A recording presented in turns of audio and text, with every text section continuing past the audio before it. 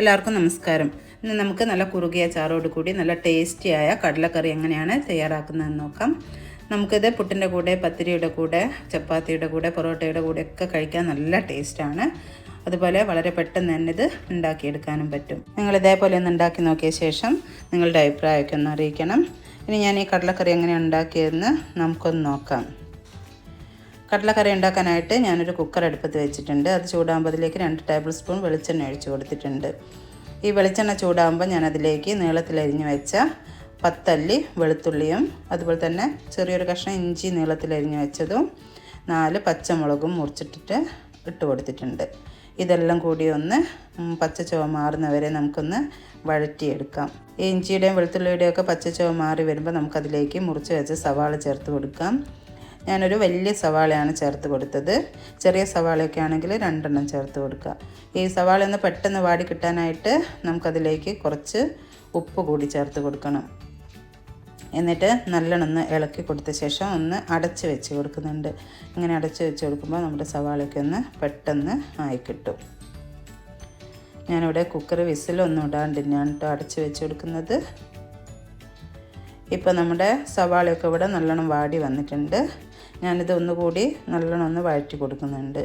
ഇനി നമുക്കിതിലേക്ക് മുറിച്ച് വെച്ച തക്കാളി ചേർത്ത് കൊടുക്കാം. ചെറിയൊരു തക്കാളിയാണ് ഞാൻ മുറിച്ച് വെച്ചത്. അത് ഇതിലേക്ക് ഇട്ട് കൊടുത്തിട്ടുണ്ട്. പിന്നെ കുറച്ച് കറിവേപ്പില കൂടി ഇട്ട് കൊടുത്തിട്ടുണ്ട്. എന്നിട്ട് നല്ലോണം ഒന്ന് വഴറ്റി കൊടുക്കാം. നമുക്ക് ഈ തക്കാളിയും കൂടി ഒന്ന് വെന്ത് കിട്ടണം. അതിനായിട്ട് ഞാനിതൊന്ന് വഴറ്റി കൊടുത്ത ശേഷം കുക്കർ അടച്ച് വെച്ച് കൊടുക്കുന്നുണ്ട്. ഇപ്പോഴും ഞാൻ വിസിലൊന്നും ഇടാണ്ട് തന്നെയാണ് അടച്ച് വെച്ചത്. കണ്ടില്ലേ, നമ്മുടെ തക്കാളി ഇവിടെ വെന്ത് വന്നിട്ടുണ്ട്. ഇനി നമുക്ക് ഇതിലേക്ക് കറിക്ക് ആവശ്യമായ മസാലകളെല്ലാം ചേർത്ത് കൊടുക്കാം. ഞാൻ ഒന്നുകൂടി നല്ലോണം വഴറ്റി കൊടുത്തിട്ടുണ്ട് കേട്ടോ.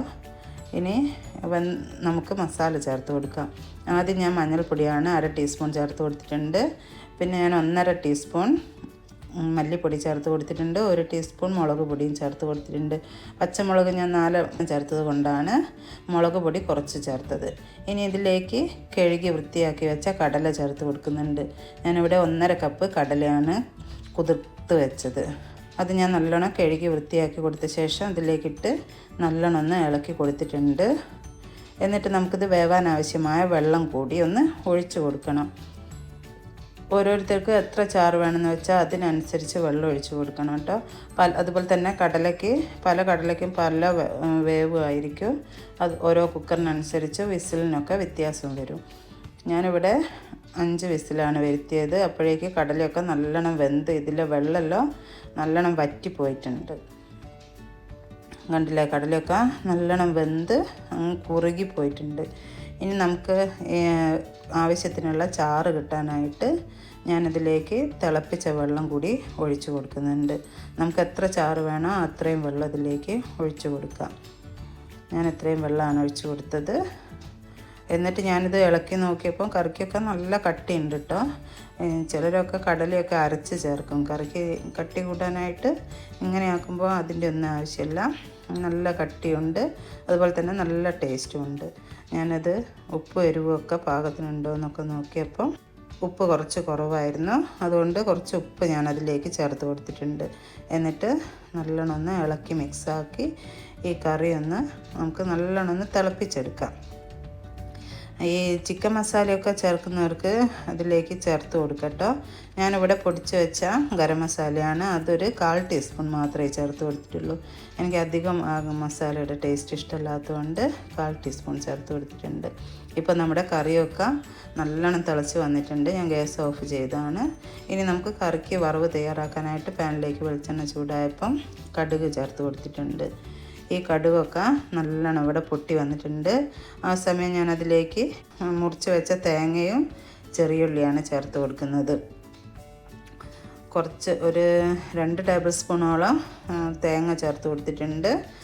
5-8 ചെറിയുള്ളിയും ചെറുതായി മുറിച്ചിട്ടത് ചേർത്ത് കൊടുത്തിട്ടുണ്ട്. എന്നിട്ട് നമുക്ക് നല്ലോണം ഒന്ന് മൂപ്പിച്ചെടുക്കാം. അത് മൂത്ത് വരുമ്പോൾ നമുക്കതിലേക്ക് കുറച്ച് കറിവേപ്പില കൂടി ചേർത്ത് കൊടുക്കാം. ഇനി നമുക്ക് അത് ആ കറിയിലേക്കൊന്ന് ഒഴിച്ച് കൊടുക്കാം. അപ്പോൾ നമ്മുടെ ടേസ്റ്റിയായ കടലക്കറി ഇവിടെ റെഡി ആയിട്ടുണ്ട്. ഇത് പുട്ടിൻ്റെ കൂടെ, പത്തിരീൻ്റെ കൂടെ, ചപ്പാത്തിയുടെ കൂടെ, എന്തിൻ്റെ കൂടെ കഴിക്കാനും നല്ല ടേസ്റ്റാണ്. എല്ലാവരും ഇതുപോലെ ഒന്ന് ഉണ്ടാക്കി നോക്കിയിട്ട് നിങ്ങളുടെ അഭിപ്രായമൊക്കെ ഒന്ന് അറിയിക്കണേ. അതുപോലെ നിങ്ങൾക്ക് ഈ വീഡിയോ ഇഷ്ടമായാലൊന്ന് ലൈക്ക് ചെയ്യാനും നിങ്ങളുടെ ഫ്രണ്ട്സിനും റിലേറ്റീവ്സിനും ഒക്കെ ഒന്ന് ഷെയർ ചെയ്ത് കൊടുക്കാനും മറന്നു പോകരുത്. സബ്സ്ക്രൈബ് ചെയ്യാതെ ആരെങ്കിലും കാണുന്നുണ്ടെങ്കിൽ ഒന്ന് സബ്സ്ക്രൈബ് കൂടി ചെയ്യണം. നമുക്ക് മറ്റൊരു അടിപൊളി വീഡിയോയുമായി വീണ്ടും കാണാം.